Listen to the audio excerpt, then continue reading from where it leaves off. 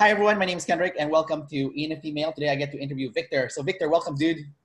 Yeah, man, thank you.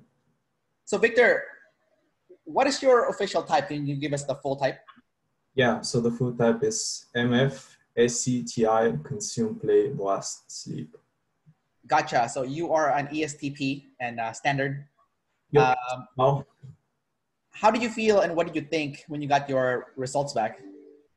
oh man, like on one hand, I was really happy because I always liked ESTPs and I always thought they were the best type. So obviously I thought that's not me. There's no way I could be an ESTP like ever, no way in hell. I could not see how I'm good with AC, TI, none of that stuff. Sleep Blast was really shocking to me, but I think Sleep Blast usually have a hard time seeing themselves because what I ended up submitting in the end was like FI and Ni, consume, sleep, blast play, which is like the complete opposite of what I actually am. So it just another person who tapped themselves upside down. What can I say? But I've been processing it a bit. It's only been 3 days so far. I talked to Benjamin yesterday and he gave me a lot of insight into what was actually going on inside of my head, made me understand what AC and TI actually are like and not just anecdotally. I'm still working on, I'm still sleeping on it when I find the time.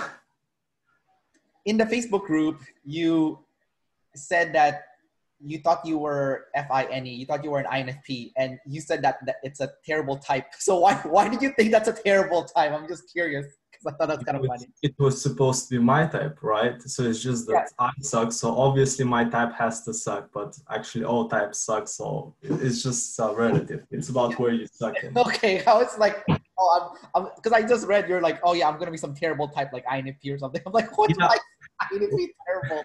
After all that, I was like, oh, did I offend anyone? Maybe like half of the INFPs in the group hate me now. Like, no, it's just like it's just about what I find good and what I value, I guess, because every type has their purpose and a place where they're good. But the funny thing is like what I thought were the best things for me, like before I even left a comment in the group was like, if I had to rank the functions, I would say SE is the coolest and then TI and then everything else. And man, if only I had those two functions, God, I would just rule the world.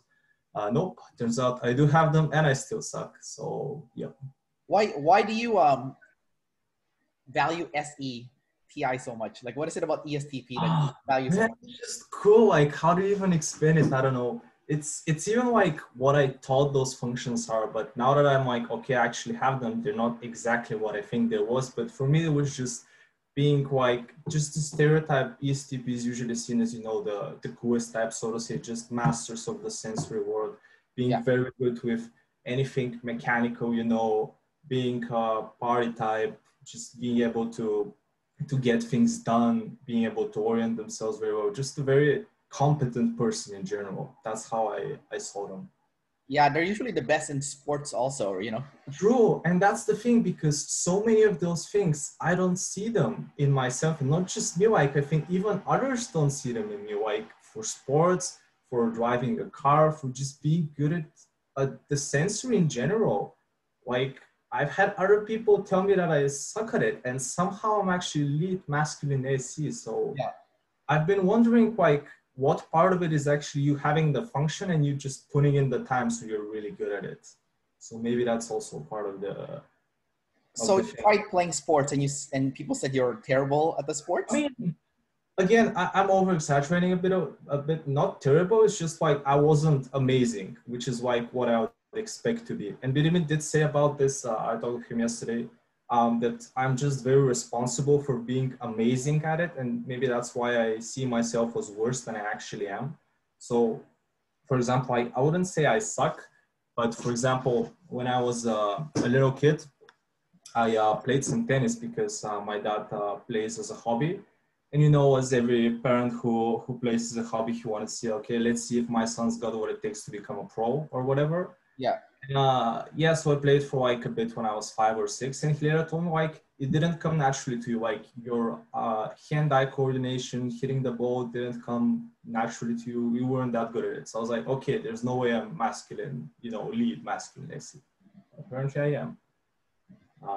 Like other examples, when I when I first got my driving license and I started driving my friends around, like in the beginning, people say I sucked at driving. Yeah. And like at parking too, like just not being very good at seeing things, like deciding what the distance is supposed to be to where I'm supposed to park the car. But at the same time, like all I did was just give you ST, like sensory information. So maybe that's what it's supposed to be like, just being able to give a lot of examples in the sensory. Wasn't wasn't Michael Jordan shitty at basketball when he first played? Like I heard, and Kobe Bryant too was. I read about Kobe Bryant's autobiography. Apparently, on his first basketball camp, he scored 0 points, and he was absolutely awful. So, and you know, those two guys are like the best basketball player in the world now, right? So, Right.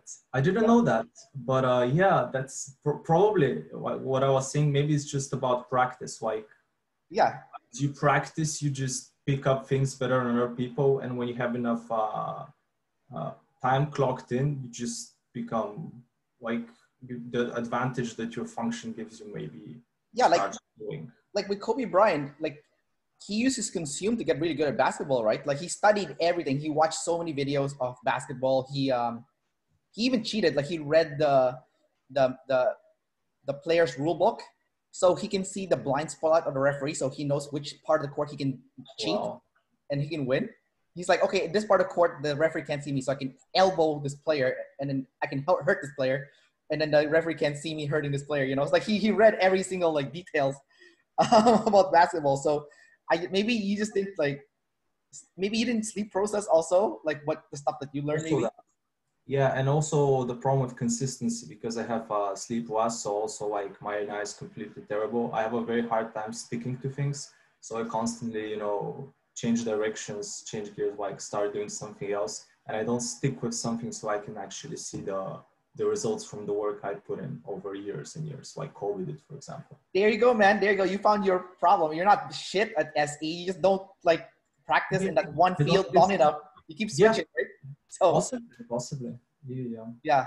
Um, but how is your memory? You have masculine SE. So is your memory really good? Like, do you remember things really Yeah, well? that's the other weird thing. So before OP, I was into the C.S. Joseph system. I was studying it with a couple of my friends, and there we had me typed as an ENTJ because apparently I had trickster SI, so 7 function, and I had terrible memory. Like apparently I couldn't remember anything, and like now it's like okay, so it's actually supposed to be the opposite of that. How does that make sense? I don't think I can say I have an amazing memory, but I don't think it's terrible either. I would call it average, honestly. So that's another way I'm not seeing the lead masculine SE. But I don't know. I'm just not able to see it. So another question about your SE. So I notice people with SE, they get bored really easily doing the same kind of movements Yeah. over and over again. I interviewed an ESTP a while back, and he said that when he goes to the gym, he doesn't like to do the same exercise over and over again. Like for example, like squats or deadlifts, right? Like he knows they're important to do them over a long period of time to get like massive gains, but because he has SE, he gets bored. He wants to try like a different movement. Now I have SI, and for me, I don't like to change my movement. I like the same movement, even though I have NE lead and I'm a gatherer like you are. When it comes to physical movement, I like the same exercise. I don't like to change my exercise. Whenever I work with someone and they change my exercise, I get really mad, right? I'm like, no, screw that. I don't want to learn that new exercise. I just want this one exercise. So do you find that you as an SE user, you don't like to do the same exercise, the same sports, the same movement? You want to switch or you get bored? All right. So what I can say about that first, I used to swim in high school, and that was really boring to me because it's like, it really is like you do 5 or 10 things, like you have like 4 styles and then a couple of variations. Yeah. And that's it. And also you're just in a pool, like there's no sensory going on around you. You can't interact with others. Like it's a very introverted sport. So that was very boring for me. I didn't like doing it that much. Then when I started working out, joined the gym, first I didn't know what I was doing. Then I got a bit more into, the what do you call it? A bit more into strength training, a bit of powerlifting. So I actually did spend a decent amount just doing a lot of squats, deadlifts, and bench. But I wasn't consistent with it was the thing. Like I would train maybe for 1 or 2 months, like super seriously, put on like 100 pounds on my lifts. And then for some reason I'd get distracted and I'd stop. And I have changed what I do a lot of times. So I might be interested in strength training for a few months. Then I'll be like, you know what, let's do a bit more bodybuilding. Then it's like, you know, let's do some more street fitness. Then, you know what, let's do some Muay Thai. And then, you know what, let's do what Mike Chang does now and does his flow training. So there too, I have had difficulties doing the same things. I'm currently trying to do the same the same training every day, same movements.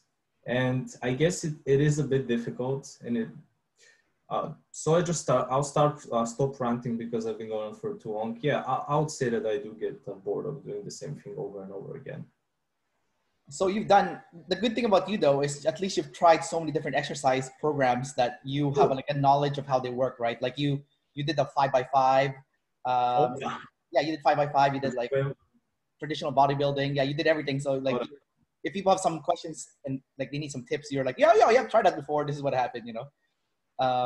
You know, I noticed a lot of ESTPs become personal trainers. You know, like really, my mentor, my first, because I work in the fitness industry, my first mentor was an ESTP. Yeah, and he's always doing some kind of gimmick movements because he's like, I guess you get bored with the SE, so you want to try different movements. So he always has some like new gimmick. And I'm like, oh my God, stick to the basics. That's all I'm thinking in my head, right? So because we were talking about you being distracted very easily and switching movements, switching exercises really quickly, because you get bored so easily when it comes to the sensory world, I want to talk about your NI. Now, Jocko Willink is one of the most famous EP. You know, he's an ESTP play first, but his lesson applies to you directly also because of that SENI access. So his biggest lesson that he has to impart to the world is, or especially EPs, is discipline equals freedom. So does that wisdom resonate with you? Like, do you think you can get more freedom as an EP if you just had more discipline in your life? Absolutely, absolutely. Even before I got typed, I remember, you know, I was watching David Shan's videos on Jocko, and I did realize, oh my God, he's so right. Because like precisely for me, for example, what my problem is that I always procrastinate on doing my duties and my responsibilities. So I just end up like watching YouTube videos and hanging out on Reddit for most of my life, honestly. Like, and I'm not really going out in the world and doing the things that elites as you should be doing, which really give me joy. I'm just stuck into that ST consuming mode online. And I know like, if instead I were to actually get disciplined and just put in a bit of effort every day, but like do that consistently, I'll be able to get everything done on time. And then because I also have the feeling that I've accomplished something, I can then also go and make plans to actually do the things that I want to do. And like in general, just having the need to plan for doing the things that you really want to do, not just waiting for them to happen like spontaneously. Like right now, for example, I am studying like 8 hours a day because I didn't do anything for 6 months, and suddenly the exams are coming and I'm like, oh my God, I have to study this much in order to pass. Yeah. And the I don't know if it's a good or bad thing. It works for me. Like, even though I procrastinate so much, I still get it done. Like I always have. But it's also a bad thing in a sense because I'm not really spending my time how I would want to. And I've realized like in high school and even now as I'm finishing my bachelor's, like, oh my God, just 1 hour a day was enough to be a straight A student. Like if I had put in 1 hour every day, I would have had like a 4.0 GPA. But instead I'd go study like once every 2 weeks or like just in the exam week, once every 3 months. So I definitely see what Jocko means. Like discipline can really free up more time for you, weirdly enough. Because the way I spent my free time is not really how I'd like to spend it. It's kind of like this guilty pleasure thing.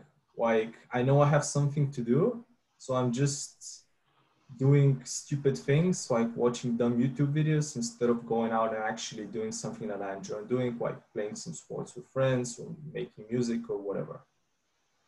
Something like that.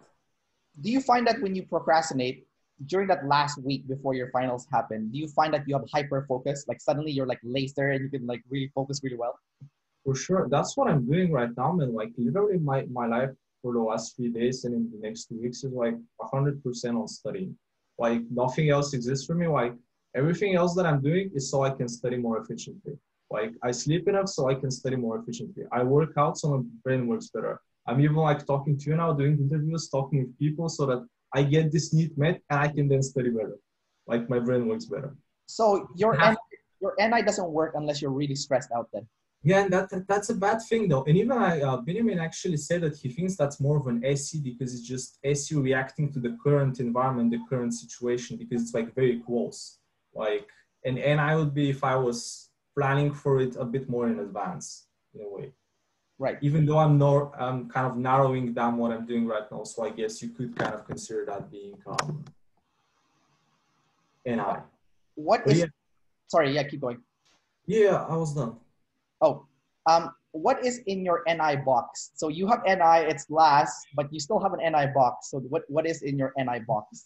I think I've gathered some systems who probably other lead NIs have come up with that I use to view and interpret the world around me. One such system would be obviously OP. Another one would be spiral dynamics, and currently I'm studying another ego development model.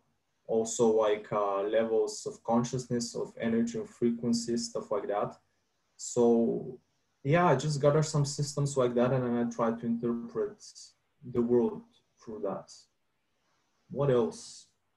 I'm not even sure what exactly an NI box would be for me, but I guess it's kind of like the way you see the world, you know, like an NT box, I guess it would be for me, NITI. Mm. Yeah, could you actually tell me what's your understanding of an NI box so I know what else to add? Because I'm not sure what to say here. Sure, I'll give you some examples. Yeah, please do so. My sister's an INFJ, so for her, and especially she has masculine NI, so for her, when it comes to exercise, she only wants to do yoga. If you try to get her to do like strength training or cardio, she'll be like, nope, yoga, yoga, yoga, yoga. So it's like, it's very close-minded. It's very focused on just like that one area. You know, when it comes to career, what does she want to do? Oh, psychology only. And then I'm like, okay, but you're good at like this other stuff. Like, nope, psychology. It's kind of like if you look at Dave, right? What does Dave do, right? With his INTJ NI, just personality, just personality. He doesn't want to talk about anything else, but you know, personality. You know, so you know, so like when you have like an NI box, you're like very tunnel vision onto just like like that one field. So it's your fort. So obviously you're gonna be more distracted. But yeah, what is NI box though? I think that's the thing with me. I don't really tunnel vision on things, and that's why I don't stay consistent with things because everything I get bored with it and I change it with something else. What I'm trying, like again, it's like things that I've solved from other NIs. So for example, like for exercising, I might be doing, you know, the full training method of Mike Chang, who's also NIFE. So he came up with his NI thing, do just those things, those same movements every day. I'm like, okay, I'll try doing that. I'll do it maybe for a few days, a few weeks, then I'll stop and then I'll begin again. I don't know if there's even a single thing that I'm like so like all in on, like tunnel vision on, that I like, okay, I do this every day, all the time. I'm super consistent with it. It's all that matters to me. I guess that's just not how SCC is the world. I think Mike Chang is the only double masculine INFJ. I think he's the only one. Like I've never seen a double masculine INFJ, so it's kind of interesting. Do you know his full type actually? Sorry? Do you know his full type? Isn't he double masculine? I don't know. I think I just He's an remember. INFJ. He's an INFJ. Right. Yeah. I remember they did a YouTube video on him, but I think they just mentioned that he's an IFE. I don't think they said anything else. Maybe yeah, I think I remember them mentioning that maybe it was in a class because I'm the one who brought up Mike Chang to David. Oh, really? I sent him like a video. I said Mike Chang's back, you know, and I sent him the video, and then they did a class Q&A on him, and I think they mentioned that he was a double masculine INFJ, and I was like, holy crap, he's the only one because there's no double masculine INFJs. Like I've never seen it, so that's kind of cool to see. Like, and no wonder he's killing it too, right? Because he's so good in YouTube, right? Because he's the only one, the only double. It's, you know, kind of like GSP, right? He's like the only intuitive in MMA, right? You know, it's like Were the other ones. Awesome. Well, then I Yeah, have you to thank because they were actually the ones who reintroduced me to him. I used to watch him back in the day, like when I first started six-pack working out. shortcuts. Of course, yeah, man, good old days, good old days. Home fat, 10-minute fat burning routines. Man, I Yeah. used to do those with the 10-pound dumbbells. But they reintroduced me to him when they made this video on YouTube, and I checked his stuff out. I saw, okay, he went on his NF spiritual journey. And I'm also very interested in such a NF concept. So I really get what he's talking about now. And I am more interested in doing his type of training where it's more about making sure that your body is white and loose and that the energy can move freely in it rather than building a lot of muscles. Like I'm not interested in doing heavy squats and deadlifts anymore. It just doesn't feel like there's much of a point in that. Okay, so since we're on the topic of NF, let's talk about your NF then. So you have double feminine NF. So what is your double Blast. feminine NF like? Is it, NF blasts. and it's And, double feminine NF blast. yeah, I have no idea. Blasting, I do remember like when I was trekking in the mountains, I don't know if that would be NF, but I'll just say what I mean. When I was trekking in the mountains with some friends a few weeks ago, I started talking about, I thought it was I thought I had anti-blast because I started talking to one of my friends about all of those NI systems that I told you that I've gathered. Like I told him about OP and spiral dynamics and everything, and I ended up like talking for like 2 or 3 hours, just literally without shutting up, to the point where I started annoying the other people of the group. And they're like, "Oh my God, shut up, dude! You haven't stopped talking for a few hours now." But apparently that's actually NI-Fe blast. So was it actually NF? I don't know. I'm not sure how to answer honestly. I'm trying to figure it out right now as I'm talking, but I'm not sure how it looks for me. I don't think I've seen it yet. I think it's hard to see your double feminine animals. That's going to be a hard one. Since we're talking about double, let's talk about your double masculine animal, which is your consume, your double masculine ST consume. So how do you experience that double masculine ST consume? How do I really? I've been wondering maybe I should have waited a bit more before I do this interview too. So I actually have, so I've actually had some time to do some sleep processing, and actually am able to answer more of your questions because right now I just haven't had enough time to think Yeah, it over. And it's all like good, man. It's all good.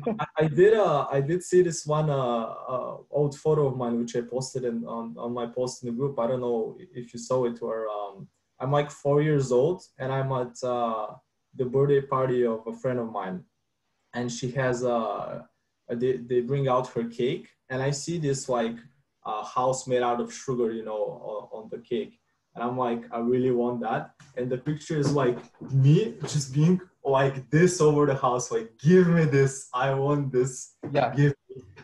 So I guess that's kind of like an example of what would be like the masculine ST consume. Otherwise, I guess I don't know. I've been wondering what some examples that could be. I've been thinking maybe double masculine ST consumes have a tendency to like overeat and get overweight because it's like I like, or maybe that's if you have FI, like you really like something and you want to have it. Yeah, again, I'm not sure how to answer. Like, I'm noticing I'm trying to come up with it, even if I don't know, maybe something comes up to mind. But so far, I'm just like I'm seeing the ST consumers in like consuming like a crap ton of information.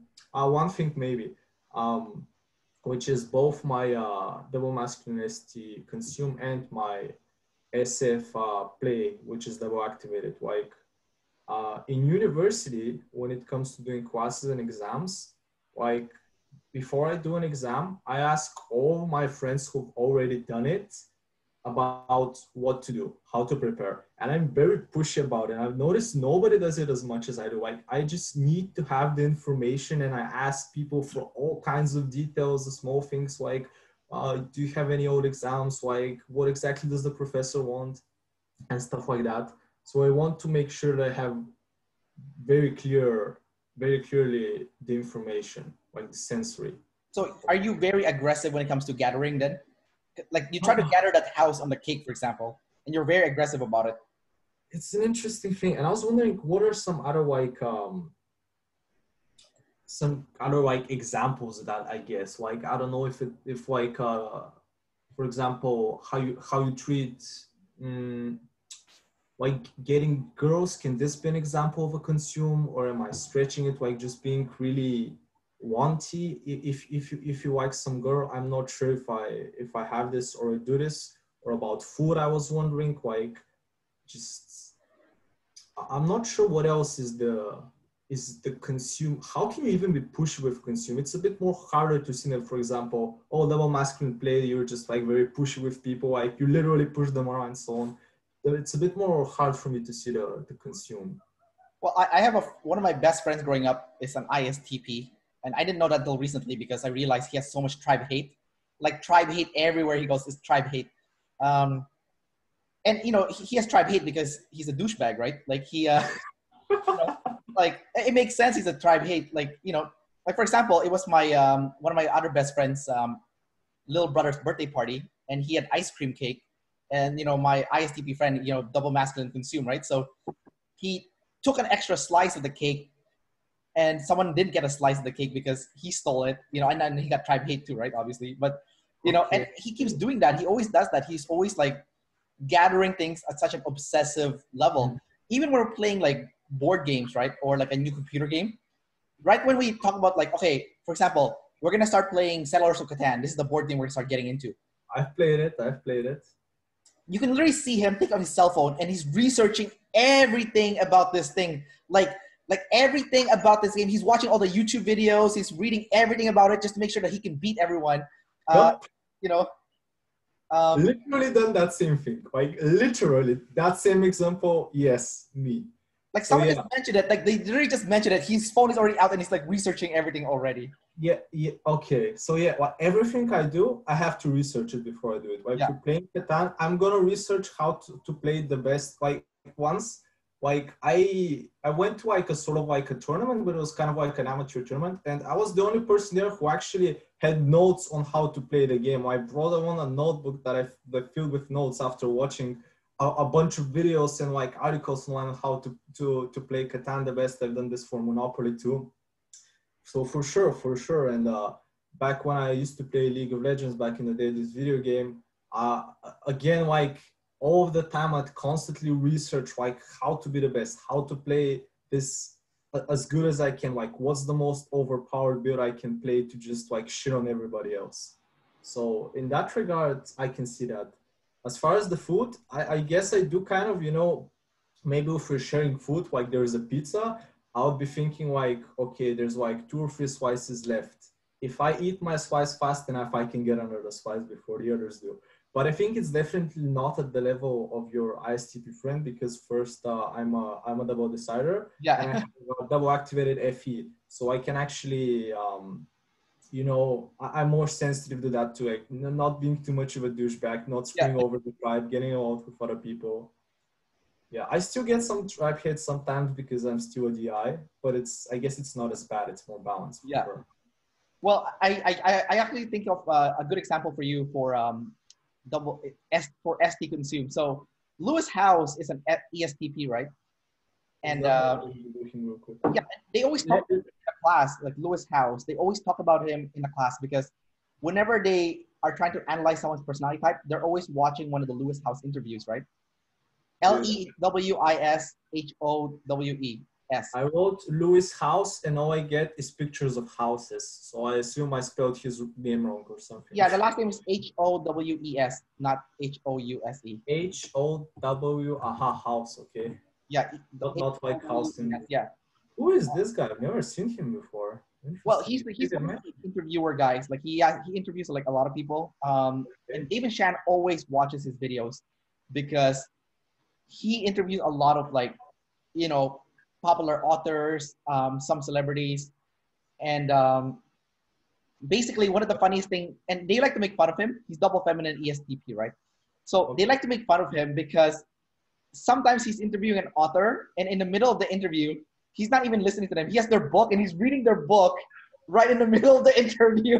He's like, that's kind of what I just did. Like you're talking about, like I'm googling who Lewis. Yeah, I saw that. Yeah, he just did that. Yeah. But it's okay. I'm still listening to you. The thing is, I guess we can just do both. Maybe that's about the lead I see consume is like I can both do that and listen to you. Like I I thought can it do was both. funny when they were watching him reading his book in the middle of the interview, and I they're guess like, that's the look, more extreme, what is right? this guy doing? Like, what the fuck is he doing? No, isn't it? Yeah, you could just ask the guy who wrote it or something. Yeah, and yeah, the fact that you just did that, like right when I mentioned it, you're like, you went in like deep, like, yeah, it just proves you have Yeah, double consumed for sure. Like, I guess so. You just have to do consume. Like when I just remember like when I'm arguing with some friend about a fact, like I have to check right now. Like I'm like, okay, fuck you, I'll just Google it. Like right now, I'll go find the information. yeah. And then you can't argue with me anymore. Maybe that's kind of how it is. Like just being very not even Well, responsible.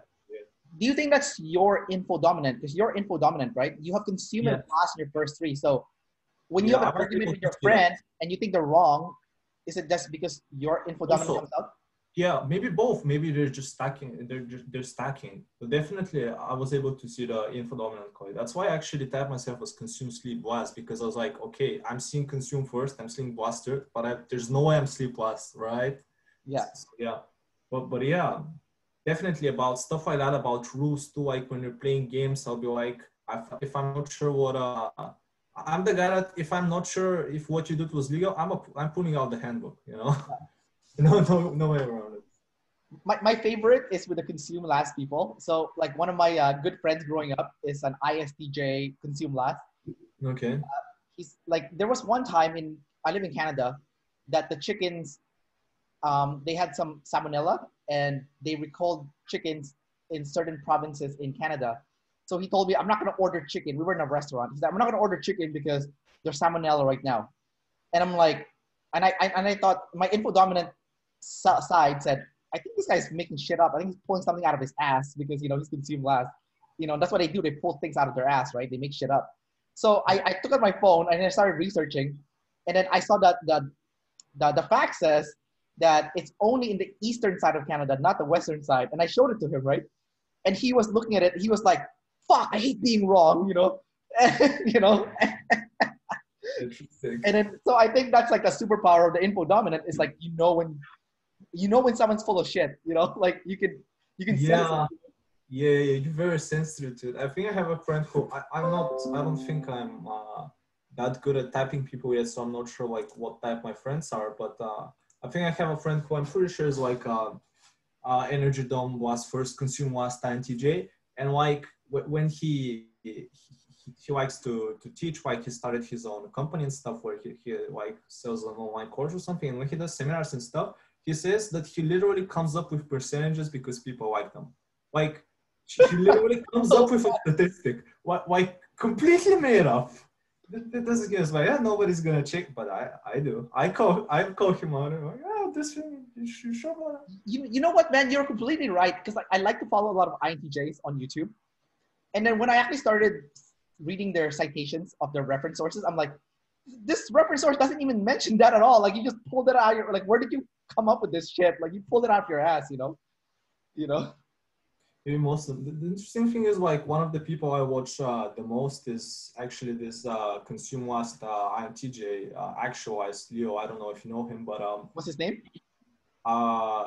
channel name is actualized. His name is Leo Gura, and they have him typed somewhere in the docs. But he's consume last, but I feel like he does such thorough research on his topics that I'm like, there's no way this is. How is this consume last? Like, how do you even do that? Like, you're just like further ahead on your hero's journey, so you're actually doing your demons. Or if I actually check those sources you're referencing to with T's, I'm actually gonna find what you were saying that you're actually not really understanding them that well.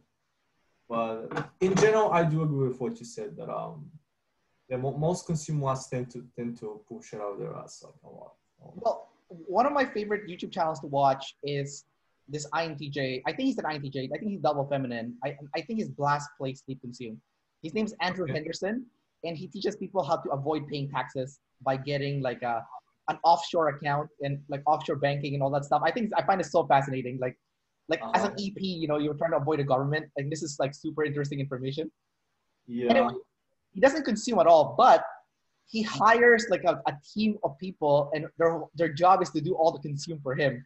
So his information is very dense, but he didn't do any of the research himself. It was like his team that did all the research, you know. Like he's American, he's a former American. He gave up his American passport, and he hired all the Serbian people to work for him because Serbian employees cheap, right? And they speak good English. And their job is like literally to do ST consume for him. Yeah, you should hire me. So I think maybe that's what like the guy that you're thinking about. I think that maybe that's what happened. Like maybe he has a team of people that do all the consume for him. You know, but it's not that because his boss sleeps, so he does everything by himself. That's the weird part. He's a one man team. I see. Okay, that makes sense. Yeah, I guess you'll need to be blast play to get to talk to the tribe. Right? That's a good. Yeah. Interesting. I was wondering actually, now that you mentioned this, like, is it actually good to, like, if you want to build a business or something, you just find a partner to do all of your blind spots and then you can just focus on your saviors? Or is that still bad because eventually you're going to run into trouble doing too much of your saviors? Because like Gary Vee, who they cite as an example of somebody, you know, who preaches a lot of their demons, like what he preaches, you know, his self-awareness, you know, the sleep, is actually, he says, like, be aware what your strengths are and what your weaknesses are, and then double down on your strengths, which to me sounds like do your saviors more, which doesn't really make sense because like he's supposed to preach his demons. So I've been wondering about this today. What's your view on that? I think like I was thinking about that too because we live in a competitive world, right? And if you're not using your super skill, then you're not gonna be able to compete. Like if you're using your demons, chances are you suck at it, right? So like you're not gonna be able to compete at like a head-to-head level. So I think in business, in like the first 5 years, I feel like if you want to get ahead fast in 5 years, you need to use your saviors, and you need to team up with someone who has your demons as their saviors to balance you out. But in my opinion, from a 10 to 20 year standpoint, if you do practice your demons, you're gonna do a lot better. For example, like as an ENFP, David Shan said that Phil DeFranco is one of the strongest ENFP out there because even though he's blast third, like demon blast, the fact that he made daily YouTube videos for every single day for like, I don't know, like since like, I don't know, 10 years ago. I don't know the exact time, but like for a long time is the reason why he has so many subscribers, and he is like the very definition of like an alpha, you know, NETE ENFP. There's another guy that I follow. His name is Drew Binsky. He's a travel vlogger. He also did daily vlogs, and his blast, it seems like it's also third. And so, you know, it seems like when you work on your demon, you do get ahead. Because Dave and Shan, their advice to me is, they're like, Kendrick, you are SF last. So your sleep last, SF last. You can do your sleep processing. We've seen you use your fourth animal and you can use it. But you're not using the SF side of it, and you're not using the physical resting side of it. So and the prioritizing side of it. So they said, if you use SF in your videos, then you can really get ahead because you can beat all the NTs, because the NTs are not using the SF. But if you use your SF, even though it's your demon, then you can get ahead. So in your case, you're ST first, right? But you're NT last. So you need to use your NT in order for you to get ahead. So it's gonna be hard for you, and it's gonna be hard for me. But I think if we add just a little bit, like not even a lot, just like a little bit of like, you know, for me, a little bit of SF, for you, a little bit of NT, I think you can really get the competitive advantage, you know? And then Dave was telling me that like, competition is real, you know? If you think you're working hard, there's someone in China working 12 hours a day, every day, 7 days a week with no break. Yeah, it's not good for their health, but guess what? They're gonna kick your ass, you know? And I was like, oh man, yeah, like at first I didn't agree with him, but like I think he's right though. Like you need to have a competitive advantage, otherwise you're not gonna win, you know? Interesting.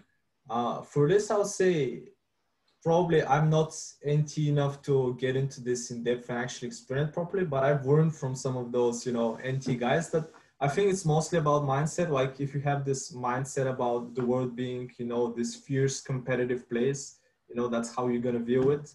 And it doesn't really have to be like that. Like you can still be very successful having a different frame of mind, because it's kind of like this self-fulfilling prophecy. The way you see the world is how you're gonna make it work for you. So it's also kind of what has to do with those psychological developmental psychology theories. So um, that's what I have to say about that. But I guess it's still like important to, put in the work, whether you have to motivate yourself with the competition or your higher purpose, vision, or goal is another matter. And there were two other things I wanted to say, and I already forgot what they were.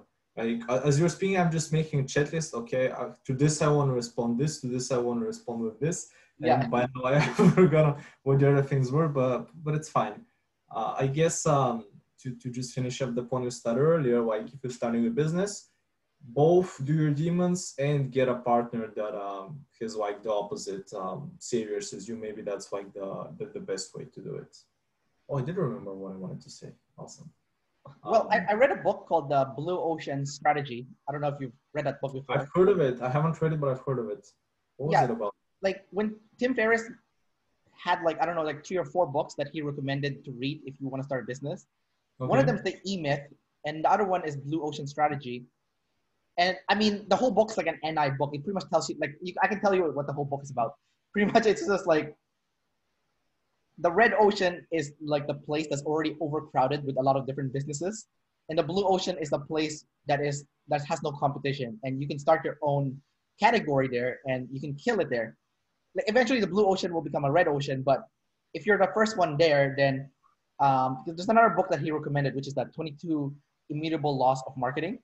And in the book, it said that the person that's first in any niche is gonna dominate, and there's only room for first and second, like Coke and Pepsi, So if you're not first, you can still be second, but there's no third. There's only first and second. So, so basically, like what I'm trying to get at here is like I was thinking about it. I was like, okay, I'm doing travel vlogs right now, and I do a lot of like travel hacking. That's kind of like my trick.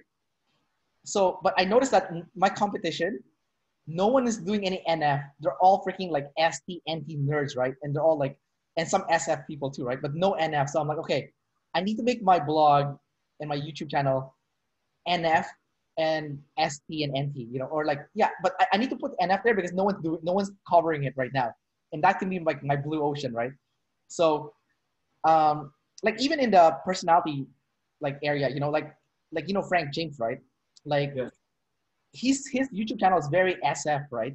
So it's like, yes. It's like no surprise it's doing the best, because every personality channel is like NT or NF, it's like very NT-NF, like kind of like field. So when you have someone that's going all in on the SF or ST, then you're like, I think Dave Superpowers is going all into the ST, like look at all the data that we have, all the facts, and they have it all organized.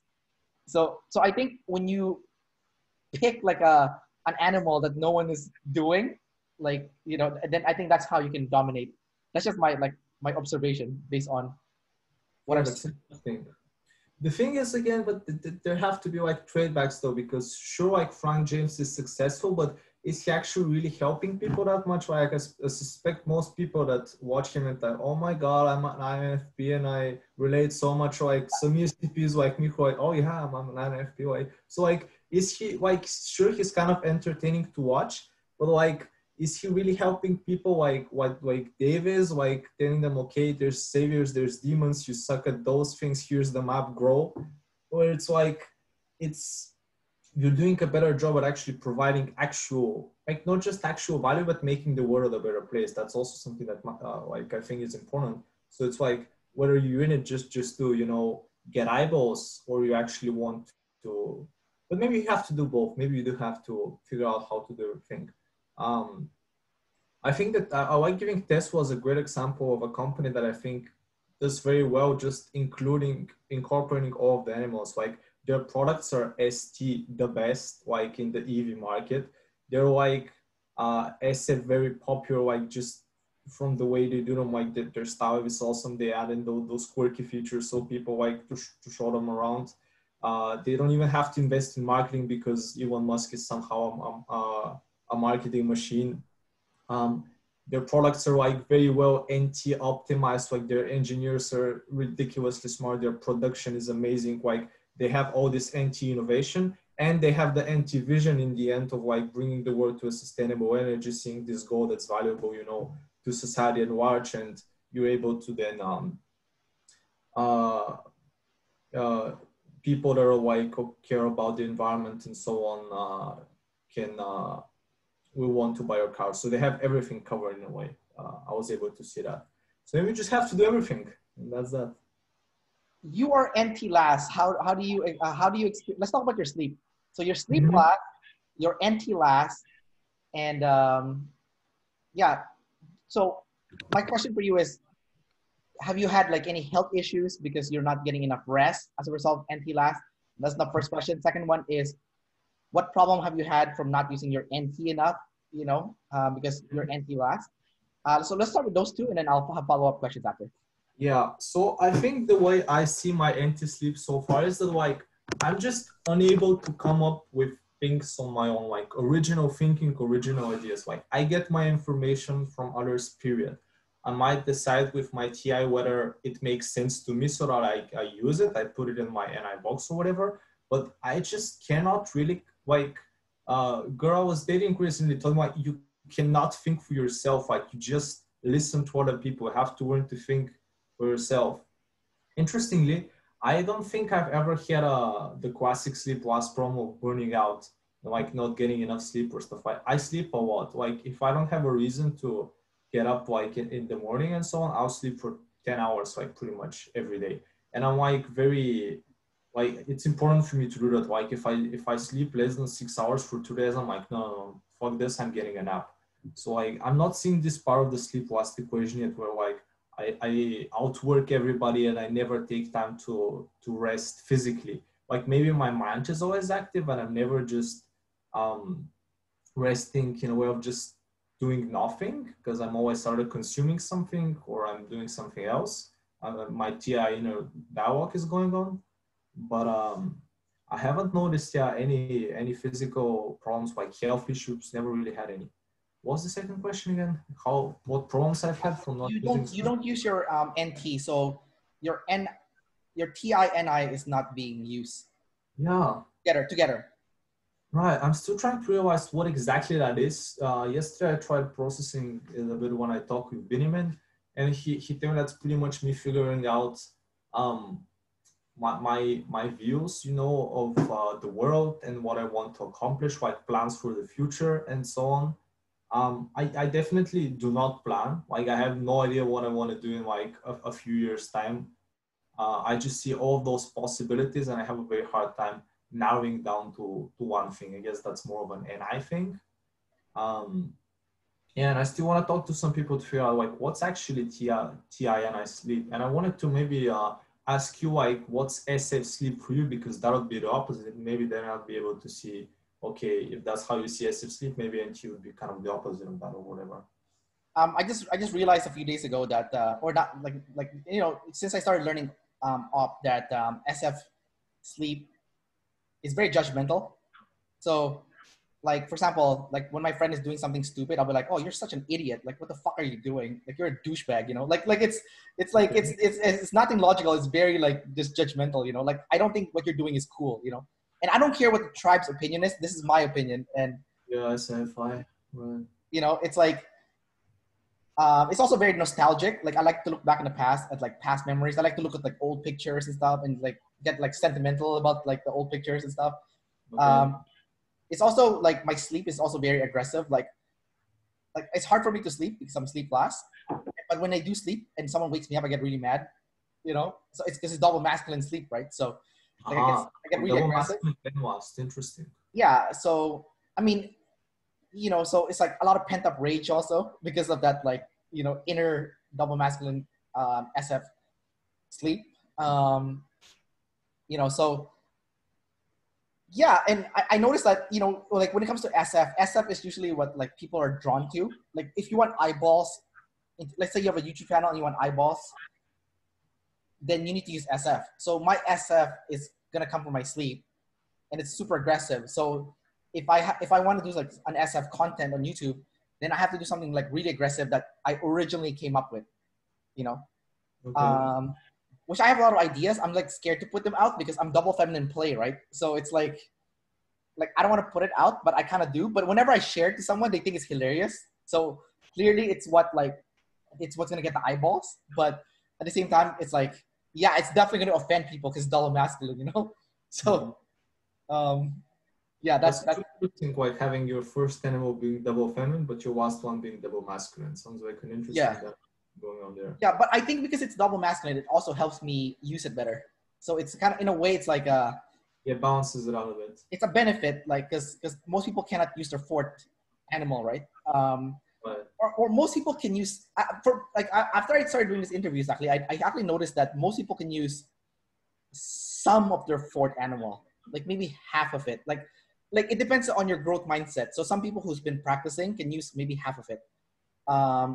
Like I've interviewed people who are like play last and they can use play, and I'm like, oh, like what the hell, you know? Like so, but they run out of energy really quickly because of that play last. So the interacting with the tribe part is not the problem. It's the um, energy expenditure that they have issues with. So, you know, like for me, I can use the SF sleep processing for my emotions and my feelings and my identity. So that part I can use, but prioritizing and using the SF, the very definition of SF cool, I don't use enough of that. So that one is like my next step into learning how to use sleep last. right. But also like because it's sleep, it's double introverted. So I guess it's kind of more about what's cool to you in a way. Like I guess it'd be more difficult for you to see like what does the tribe find cool than like somebody who's like extroverted, like play SF. I'm SF play. Maybe that means I'm able to better see what the tribe like values and likes, like the SF game, because it's more extroverted. If that makes sense to you. From my like observation, I think in general, as long as you use your SF, it's gonna be cool. Someone is gonna think it's cool. Maybe not everyone will think it's cool, but someone's gonna think it's cool. So You know, like okay, like it's like even if it's cool for you, just because it's SF, you're cool because you use your SF. Okay, okay. well, I can see you're not gonna interesting. be cool to everybody, but like okay, like I think like SF play, for example, it's like a more like shallow cool, you know, like most people think it's like socially acceptable cool, you know what I mean? Okay. But like SF sleep cool, it might be like people will either love it or they hate it, you know? Like they absolutely Okay. think it's like the coolest shit ever, and even though it's like for me it's gonna be very offensive because it's double masculine, or people think I'm the most repulsive person and they absolutely cannot stand me. So it's gonna be like that love and hate. Shan actually said that in my audio when I got my typing results back. Is that you need to show the world your true self, and people are gonna love you or hate you, and it's gonna hurt a lot because you're gonna get a lot of haters. But the ones that love you will love you a lot. So you need to put it out there. And I was like, I know this, but it's so hard to put it out there, you know? Yeah, especially with that GE too. Yeah, but it's totally worth it, man. I even remember like one quote that I wrote. I don't know where I got it from, but like it's better to be loved by few and hated by the rest than like just being kind of liked by everybody. Because being kind of liked because you're conforming, you know, because you're not really showing your true colors. This what did you call it? Social. I forgot the phrase, but like you know, just kind of not offending people because you're not really being yourself. Not worth it for me. As someone who used to do this more before, and recently I've started being more myself. You know, not really caring if I offend people that much, or that because like I think I really care about this because my FE is feminine and it's demon and it's double activated. So like it's kind of like a fear of mine to not make the tribe hate me, like not hurt their feelings or so on. But I've also seen that I filter myself because of that, and it's also a bit annoying. Well, you're also a double decider. So, you know, True. tribe and self problem is not going to be your biggest life problem, right? No. Like, you're really balanced with self and tribe. Do you have an example of when like the tribe got mad at you and then you were able to fix it so quickly because you're double decider? You know, It's or interesting. Yeah. yes, let's start with that and I have a follow up question. Sure. Well, I did think I was a decider actually. Like ever since I started studying copy, I was like, okay, yeah, I'm a decider, and I thought it until the end. And I even thought, okay, if I'm not INFP, I must be some other type of IP. But then I realized I think I still need to consume like people being deciders and like actually freaking out about the tribe so much. And I was thinking about it today and I realized like, you know, in school, I was always able to get along with everybody. Like you know, it have those groups and factions in the class and so on. Like some people don't like those like this group doesn't like this group and this group goes on with this group but not the other group. I always like was able to get along with everybody. Maybe I would change up how I act a bit, but it was never like a big problem. um I'm trying to think of like times where I really pissed off the tribes. I think it's mostly been small things. Like recently, I wouldn't show up a few times with to meetings with my friends because I thought I had like my TI reasons for why it made sense for me not to show up. And I'm like, dude, you know, it's not that cool. You didn't come. You were supposed to, and so on. But I guess maybe being a decider is also about whether you make a big deal out of it. Like maybe even if the tribe is pissed off with you like the same amount, a decider would react really harshly and negatively, so it make it spiral out of control. Whether if I'm just like, oh yeah, this thing, you know, it's cool, whatever. It's more chill and no. But I don't think I can come up with any like examples of times I pissed off the tribe and then I was able to. Um, one thing I do remember is like when I was a kid, because of the I don't know, because of the consume player or whatever, like I used to be the kid that would always have his hand raised, wanting to answer questions. And I realized at some point that that's bothering the others because, you know, I'm taking all of the attention for myself. Maybe that was also the double masculine consume, like give me attention, validation, whatever. So at some point I realized, okay, I can stop doing that. I can be more mindful of what's going on around me. Maybe I'll raise my hand if a difficult question is asked. Maybe I'll look around, see if anyone else wants to answer the question. Then I'll raise my hand, and now in university, I'm doing this a lot more. So maybe something like this would be an example of like realizing what the tribe's opinion and feelings are and changing my behavior accordingly, or whatever. David Shan recently released a video of FE, like what is it, right? Like, do you I don't know if you've seen that video. It's on their YouTube channel, but I did it and I don't remember it. it's all good. So basically, people with FE, they like to look at the status of the people. Like, do you do that? Like, do you see like, okay, this person is higher than this person, and this person is higher than this person, or you know, this person with high status spoke to me, and then my status went up as a result of me talking to a high status person. Do you think about that kind of stuff? Apparently, I wasn't aware of it. Benjamin brought it to my attention yesterday when he said exactly that of FE being aware of social status and so on. I realized, okay, I actually do this a lot, like in my head, like comparing, like walking in a room and I think, okay, who's acting like now here, I'm noticing it, and it's actually annoying also because I don't want to actually care about people who I perceive as having higher social status than me, like because it makes you filter yourself. It makes you fake because you wanna win their approval. You want them to validate you and so on.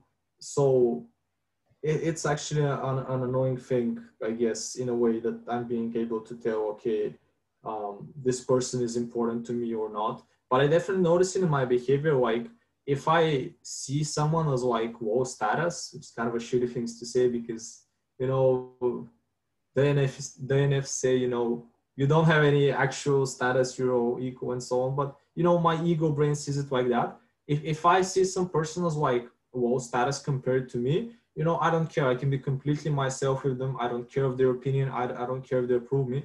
But if it's somebody that like I want to impress, like a friend of mine who's like become really successful recently, and I feel like I can learn a lot from them, or a girl that I find very attractive, I get nervous.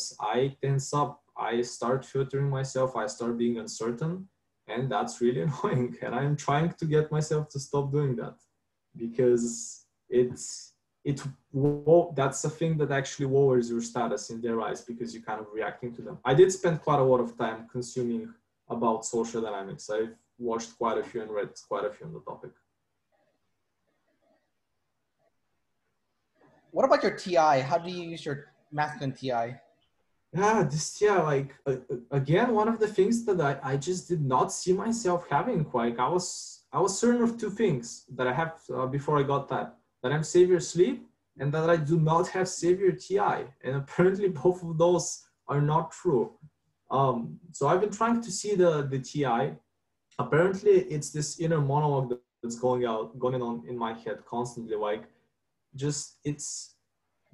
Unless I become aware of the present moment to try to become very conscious, there's constantly some stream of thought going on inside of my head, apparently. And I'm just thinking over things, going over. I don't think it's exactly sleep because I have sleep loss, so probably I'm not doing it that much.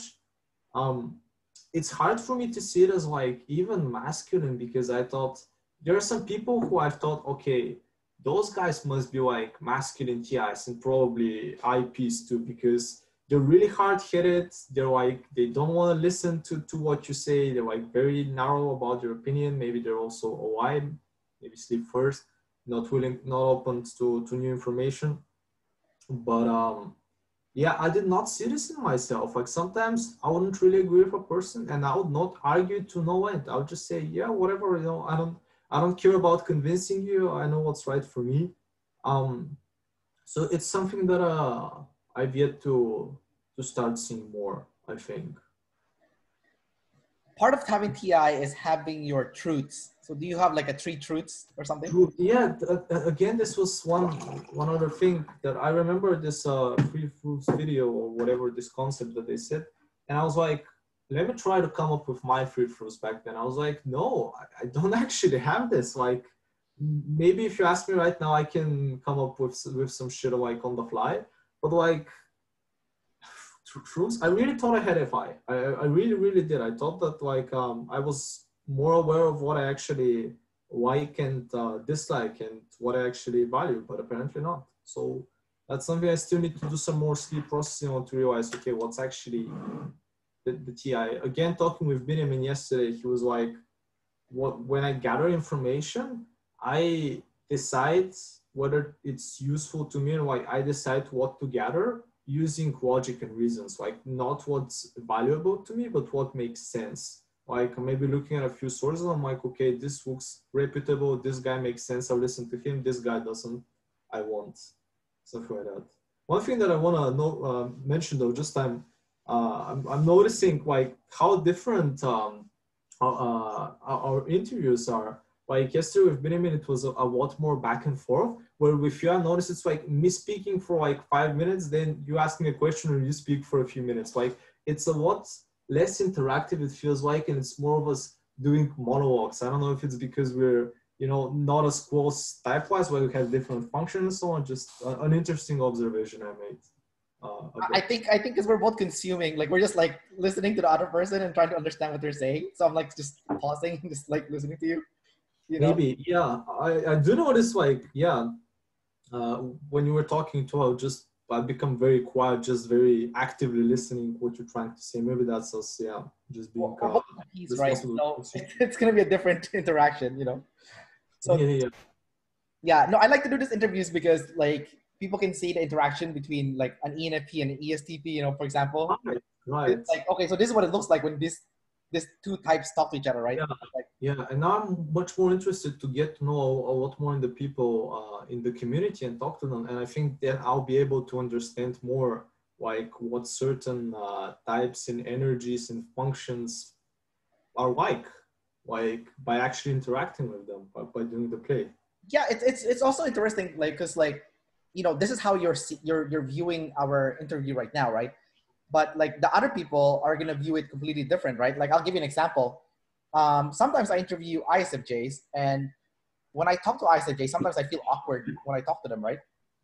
But like, when I get the feedback from the tribe on when they thought of the interview, they're like, wow, that was a really good interview. You guys had really good chemistry. And it was like a really good, I'm like, really? Like, that's not how I felt, but maybe from the outside, that's what it looks like. So, you know, I'm a firm believer now that everything is like half on the inside and half on the outside. And you need to respect both. You know, you can't just go all in on like what's happening in the inner world, but you can't go all in on the outer world. So, you know, like for both of us, you know, we're the type of people that are more focused on the outer world because you have play and blast in your first three. So do I, right? So both of us have sleep blast. So we actually need to balance it by using more of that inner world. Otherwise, you know, we're not going to know how to prioritize. We're not going to learn how to, you know, use your NT for you, SF for me. So we're kind of opposite too, because you have NT sleep, but that's my play, you know, and then I have NT play, but you have NT sleep. So my SF is my so our animals are pretty much the opposite, right? Right. So maybe that's why when you talk to Benjamin, you're both using like SF play together. Everything is the same, right? Yeah. It's just for the semicolon is different. Exactly. Right. So when you're talking, it's more like, okay, we're both using SF now. It's SF time, you know. But for me, when I talk about my NT stuff, then you're going inside your head now, right? You know? Yeah, it's interesting. But I didn't realize what he meant when he said that, like, this thing that Devin Shan calls speaking a different language. Like, it's interesting. Like, it's definitely not a bad thing. Like, I do enjoy speaking with you, but it's a different experience. Yeah. So it's interesting to see those things, right? Yeah, exactly. I mean, like, have you noticed, like, you live in Austria, right? Yeah. So you speak German, you speak English. What other language do you speak? My native language, Bulgarian, and I also speak a decent amount of Russian. You're Bulgarian? Yeah. Okay. So there you go. You know 4 languages. So have you noticed that when you speak those different languages, you think differently? I'll be honest, not really. No. Maybe that's an ENFP. Okay. Maybe okay. just a bit, like, but no, it's not something that's been very obvious to me. Tell me what your experience with that has been like. Well, okay, I speak English and Tagalog. I'm born in the Philippines, right? So I'm Chinese though, but I barely speak Chinese. I speak like maybe like 0.5%. Like just like enough to get like find directions. And then I speak Spanish too. Like maybe like I know 10% Spanish. My Spanish is better than my Chinese, which is weird. Okay. But I did notice that when I speak the Philippine language, that my thought process is different.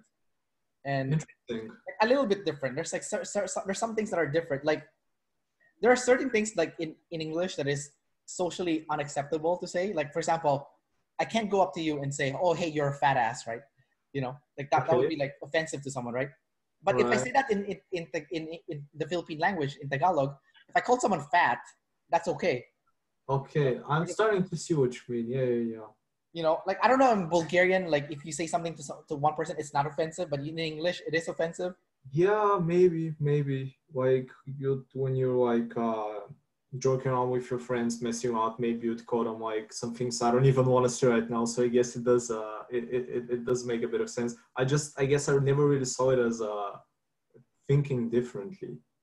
Maybe acting differently. I don't know, like behaving. I mean, for sure it changes a bit. I just never like, I think I never was aware of it like you. I'm wondering, maybe that's because of some different functions or whatever that you're being able to be more aware of it than me. Like the other thing too is I realized I cannot have a serious conversation in the Philippine language. I can only have serious conversations in English. Yeah, like even when I go back to Philippines to visit my relatives, if I want to have a serious conversation with them, I start using more English. Because Philippines, everyone speaks English there, right? So, Right. so for me, like if I want to be more serious, then I speak like a very hybrid Tagalog and English together. But then if I want to just like dick around and be a jokester, you know, it's all Tagalog, right? Like, you know, it's fine. Maybe it's also about what the language allows you to do. Like, because some languages, I recently watched one video on YouTube that was like, showed how many words in each language has, and like, there are some languages that have literally like 10 times or more more words than other languages. So you're just able to express yourself a lot more clearly. And in some languages, there are more words for certain things depending on, you know, what's relevant for that culture and that geography. That's where those things started coming to play. Well, isn't Bulgaria very serious, like very serious people? Like No, I would say not at all. I think we're like the classic, you know, Southern European kind of like close to the Mediterranean vibe. Like really? not like in comparison to like Austrians are chill, but like Germans, for example, like Germans are serious people. Like I don't Oh, know I if know you that. Yeah, but they can't yeah, take it. like we're much more chill unlike them. Like it's a lot more about you know relaxing, about partying, about having a good time, stuff like that. Yeah, I didn't get that vibe when I went to Sofia. That's why, like. Oh, you were at Sofia. Interesting. Well, maybe it depends because Sofia, like, it's more of the capital, and it's where, you know, most of the business things are happening, you know, going Yeah. on. But it depends a bit more, maybe on where you go. Like if you go more in a bit more in the countryside, or even like in my city, it's on the coast of the Black Sea. It's called Varna. Like it's the third biggest one. It's probably more chill. But even Sofia, I was there a few weeks ago, and I feel that people are like pretty interesting. Maybe I just don't pick up on those things that well. Maybe they're serious when they speak English, but like in Ah, the Bulgarian language, they're not.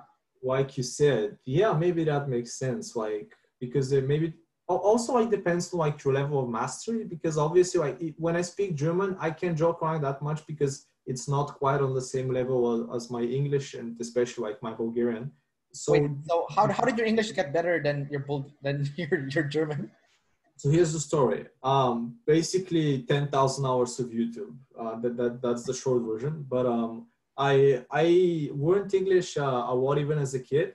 And by the time I was 13, I pretty much knew it on the level I do now. Maybe a bit worse, but I had like a certificate for the highest level, like C2 or whatever it Well, is. that's cool, man.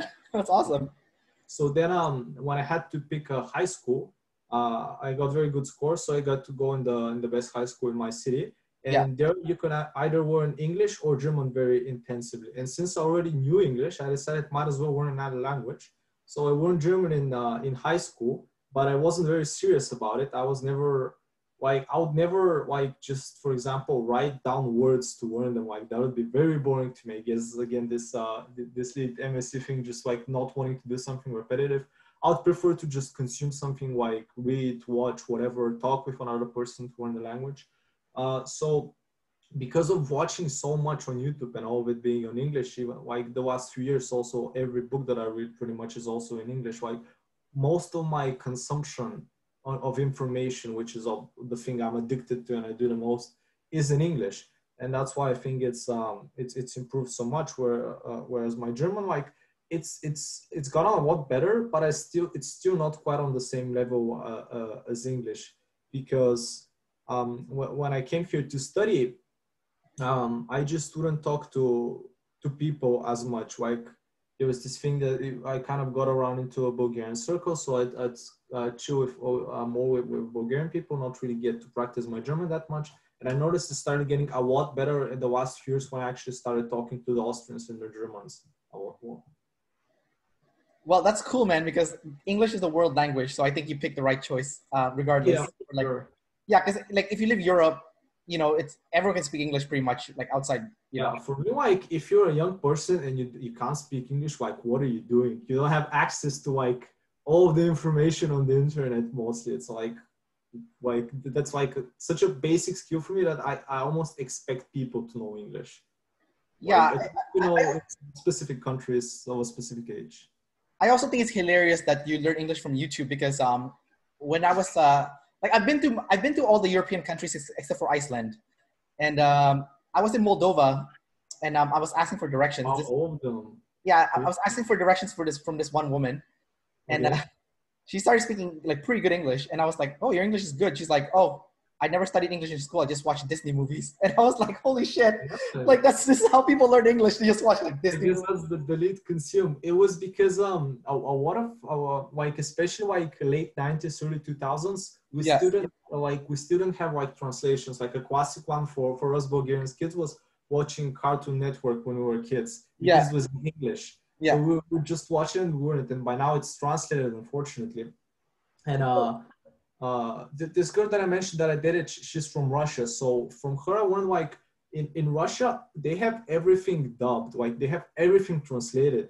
Yeah. Like all of the apps, like also video games, like growing up playing video games, everything is in English. So I learned a lot from there, like playing Yu-Gi-Oh! As a kid, having to read the cards, like all of that, like everything good was in English. So you just learn it passively in a way. Wait, so I'm sorry to cut you off. So in Bulgaria, you guys watch TV shows in English and they have a Bulgarian dub. Sorry, sub. Is that how it works?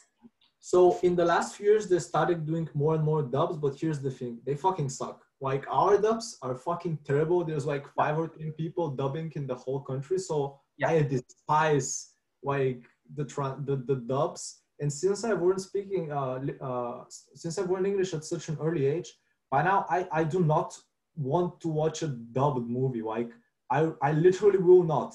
I will only watch the original because it's obviously so much better. But it's always like I always prefer to watch the original like audio. Like even if it's an anime, I think it's a different thing when you have the original voice actor. Like my animes also prefer to watch like the original Japanese audio and then with English subtitles. I do actually know a couple hundred words in Japanese because of watching anime. Yeah. Well, except for Dragon Ball. Dragon Ball is better in English. I don't know. I haven't seen it. I'll be honest. I'm a bit Haven't too seen Dragon young. Ball? Holy shit. Like, I think I'm just a bit too young for it. I grew up watching Yu-Gi-Oh! And Naruto mostly. Yeah, Yu-Gi-Oh! Is good. You know, it's kind of weird because you learn English better because when you were younger, they use English. They had the real English words, and the subtitles is sub in Bulgarian, right? It's not dub.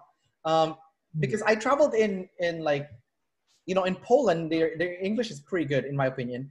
And then I went to Czech Republic, and their English is awful, right? Because like they dub everything in Czech Republic, right? I started telling you about Russia. Since they dub everything, they don't have to learn to speak. But Here's the irony. In Germany, they dub everything, but their English is also really good. So what happened there? You know, like it's just Germans, I guess. It's an interesting thing, but really, yeah. Like here too, it's super annoying. Like even like in the cinemas, if I want to go see a new movie, I have to go to the specific cinema that plays like that plays movies in English. Otherwise, even if movie just came out, they've dubbed it. And I'm like, even though their dubbing is much better than ours, it's still like it's not the original, man. It's not. Yeah, like how do you watch like, you know, those Marvel movies, right? Like Captain America or Thor in dub. Like that's sounds so weird. Yeah, no way for me. Like sure. Iron Man, like Tony Stark. Maybe I'm used to it. I don't know, but yeah, for like exactly like I went to watch the Avengers in the English fucking cinema because like there's no way I'm watching this dub. Yeah, that's stupid. That's so dumb. Yeah. All right, Victor, I have 2 last questions for you and we'll wrap up the interview. So the first question I have is, what advice can you give to fellow ESTPs who has trouble using their NI or sleep last? How can they improve it? I want to just ask very fast. Do you ask this question every time when you finish the interviews? I asked it to 90% of the people. Okay, so I should actually go and watch your interviews with other ESTPs so I get the answer to this question. Because unfortunately, as I said, I just haven't had that much time to, like, I've known that I have NIOS for 3 days, so I haven't had a lot of time to process it and to learn to do what. So I guess I'll just try to do classic blast over sleep and try to give myself advice in real time. But I think what I want to do is do what's called like a dopamine fast, where like for 1 day you sit down with like a notebook and all you're allowed to do is just like do the like sleep and plan for the future and just think of like the world and so on. So like no consuming, no seeing other people, so no consuming, no playing, no blasting. So you should be able to focus like all of your energy into your sleep, and it's going to be miserable, it's going to suck, but hopefully by the end you have done some sleep processing. So like just structure out time to do this and structure out time for sleep. Like I think for myself, what I'll do is just like have like 10 minutes every day where I know, okay, I'll lie on my bed and not do anything, like no consuming, not talking with others, just like sit still and try to see if any sleep comes up, because I'm still trying to figure out like how do you actually do sleep. And Benjamin told me I have to figure it out for myself. I can just ask others, unfortunately. So right? You can't bang the heads of the tribe for it. Ah, God damn it. Unfortunately not. My last question for you is, do you have any questions for me? Because we have completely opposite functions. I have NE, FI, SI, and TE. Do you have any questions about any of those functions that, you know, I was wondering, yeah, about any, like, how do you consume in the abstract? Like, I realized that I do not actually understand what that means. I think I have a fairly good grasp on FI and TE, and I think I understand SI, but any is just like so alien to me. Like, what does this even mean? Like, I get consuming in the sense, like, okay, I go read a book, I go watch a movie. What does it mean to consume abstractly, intuitively? I think, from my experience, whenever I felt like I'm really engaged on when someone's telling me something or sharing me a story, or if I'm reading a book, it's always like the personal development or the struggles that someone experienced that I'm interested in learning. Like I wanna know how you felt. I wanna know the emotional journey that you had, and like what you learned from it, based on the life experience. You know, like one of my favorite books of all time is The Alchemist, right? And the whole book is it's like an NF journey, right? So whenever I'm reading something or listening to something or talking to someone, and it's like the person's telling me like an NF story about them, and it's authentic, then I get really engaged. But if it's like superficial, I tune out, you know. And if I'm reading ST stuff, I get bored to tears, right? Like I can't focus at all. Like I read a little bit of ST, I'm like, oh, bored, you know. But like if it's NF, I can consume forever, essentially, you know. If it's the right kind of NF, like if it's just someone blasting NF to me, like no, it has to be like play NF or sleep NF that I consume, or it could be in a written form. But I like hearing people's stories and you know, where you grew up, what your story is like, you know, like your struggles, you know, areas where you're good, areas where you're bad. Like I really like this kind of stuff. Like when people tell me like their personality type, they tell me their strength finder. I don't know if you've done your strength finder 2.0 test, but whenever people tell me that kind of stuff, I'm like, whoa, okay, tell me more. Like I'm really interested, you know. But when we start telling about like, you know, like what, like the Kardashians or whatever, then I'm like tuning out. Like I don't care, you know. I don't care about like mysteries or any of that stuff. Like I don't care, you know. Like, you know. So would you say, I was just thought of something, like, would you say that any is more like reading between the lines, so just not taking things for like not taking things at self value, but like seeing more what they're pointing to, or like if like literature, for example, like poetry, stuff like that, it's more about what it's how should I explain this? the abstract meaning. In a way, like what's the emotion it's trying to point you to. It's not just about the word, because I think I'm not very interested in poetry. Maybe it's because I have the ST consume, so I'm not, and poetry is more like the NF realm. But I think I do understand it a bit better now. Well, NE can connect things that most people think is not connected together, but they actually are. So it's really good. I mean, the NE is also different on like an ENTP's NE. NE is different than the ENFP's NE, you know. So there's a big difference, because they're picking something else up like that I don't pick up at all, you know. But like the one thing we have in common though is we can also see incoming chaos from the future, you know. Like I'm very aware. Like NE is very good at planning also, right? So I'm very aware of all the chaos that's going to come to me in the future that's coming from the abstract world, right? Okay. You know, like if I were to give you an example, let's say it's June, then I know that it's going to be really hot and I probably should buy an air conditioner. Otherwise it's going to be really hot and I'm going to die. And I can already picture myself dying and I can't get any work done. Wow. You know, like I can see like what's happening in the future, or like, like the possibilities. Yeah, like for example, another possibility is like I work in the fitness industry, right? So right now I have two options. I want to get, so for us to recertify our personal training certification, we need to take continuing education classes, and those classes will give you a specific amount of credits. Then once you hit a specific amount of credit, then you are eligible to renew your license to work in the fitness industry. So for me, I'm always thinking, okay, if I pick this course, then I can see what's going to happen in this path. But if I take this course, I can see what's happening in this path. So right now, my options are I can get certified in yoga and I can teach yoga. Or I can get certified in somatics and I can help people repair their body, you know, because somatics is all about fixing people's nerve issues, right? When it comes to their bodily issues. It's not muscle, it's nerve related, right? So, and I'm thinking to myself, okay, I know if I do the yoga thing, I can probably make more money in the short run because there's more classes that's offered in yoga. So from a monetary standpoint, I can see the yoga doing good. But from like my own FI perspective, I like to repair and fix people. That's what I like to do. I'm really good at foam rolling and trigger point therapy. So in that case, somatics will allow me to help people better when it comes to fixing their body, fixing bodily aches, shoulder pains, knee pain, lower back issue. I can fix those better. So I'm leaning towards that. But I also want to make money. So I'm like, kind of like my any possibilities is seeing different branches and where it's gonna go. And then now I have to choose which one is the one that I like with my FI, right? The FI is it's not logical. It's like what I like, you know. I think.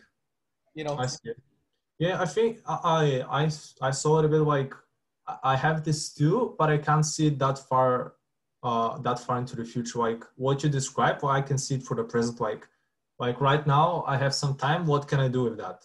But it's about the right now. Whereas you're able to like actually look into the future, like a couple months, a couple years ahead, the options like that. Whereas I'm able to see the options right now, but it's like in a month or a year, and I have no idea. Yeah, man, it's really bad because I can see 20 years into the future, but What's it like? they're all branches, right? Like they're all like different branches. Yeah. Like, yeah. Like if I do this, this is gonna happen next, and then this will happen, and this will happen, and this happen. You know, the NI can only see one. Like they only see the trunk, right? Yeah, they go all in on one way. Yeah, like the NI is the trunk, while the NE is like the branches. So it's like we can both see the future, but you know, for me, there's many options. While the NI is like one option. That's why, like, I think when Dave was making a video once, he's like, I can beat any type except for those NE people. When I see an ENTP or ENFP, I get worried because they're like, they're gonna say, well, what about this? What about this? What about this? They're like, you know, like talking about on his NI. Because the NI, you might have an idea, right? But it might not be the right idea. So the NE person can say, okay, but this idea seems better than this idea, you know? And if you have masculine NI, you're gonna get offended, right? Because you've already put all your energy into this. How dare this asshole with NE right. tell me that it's wrong, you know? Because they saw like a different branch of the idea. So yeah. It's interesting. Yeah. All right, Victor, thanks for doing the interview, man. I really enjoyed talking with you, Kendrick. Thanks for having me. So bye to Victor and bye to everyone. See you guys.